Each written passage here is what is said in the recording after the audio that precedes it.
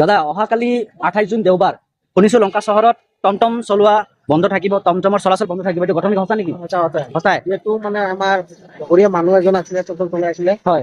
মানে কি গ'ল মানে ই মৰিলে আৰু। এই যে দুদিনমান আগত এক্সিডেণ্ট যিটো হৈছিলে, এই এক্সিডেণ্টত মানে আপোনালোকৰ লগৰীয়া টমটম চালকজন মৃত্যু হোৱাৰ কাৰণে আপোনালোকে সকলোৱে মিলি মানে অহাকালি দেওবাৰ 28 জুন তাৰিখে টমটম চলোৱা বন্ধ ৰাখিব বুলি ভাবিছে, হয়তো?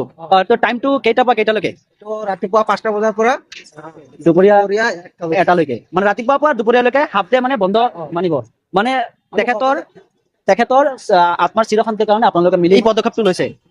সকলো যিবিলাক মানে টমটম চালক আছে, আমি গোটেই ড্ৰাইভাৰ খিনি মিলি আমি মানে হয় মৰা দিয়াৰ কাৰণে হয় মানে ই ৰাখি মাৰি। হয়, ঠিকে আছে বাৰু। এতিয়া গাঁৱত যিবোৰ টমটম আছে সেই টমটম ওলাবোৰেও মানে মানিছে নেকি যে চবে মিলি মানে বন্ধ কৰিব লাগিব?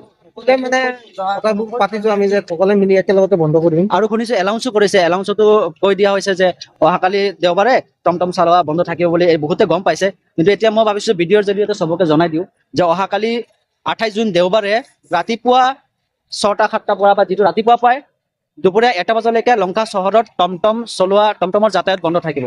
মানে যদি কোনোবা আহিবলগীয়া আছে নিজৰ বাইক আৰু চাইকেল গাড়ী এইবোৰ লৈ আহিব পাৰিব। কিবা মানুহৰ ইমাৰ্জেঞ্চি হৈ গ'ল এইটো আগত কৈ পেলাই আহিব পাৰিব। সেইটো বাৰু সেইটো নাই মানে যিহেতু মানে আমাৰ যিবিলাক মানে টমটম আছে মানে চবে মনৰ পৰা ভাবিছে যে আমি বন্ধ ৰাখিম, আৰু যদি কিবা ইমাৰ্জেঞ্চি কাম থাকে তেনেহ'লে টমটম লৈ ওলাই আহিব পাৰিব। ঠিক আছে বাৰু, ইয়াতো কোনো বাধা দিয়া নাই, চবে নিজৰ মনৰ ফালৰ পৰা চবে বন্ধ ৰাখি আছে।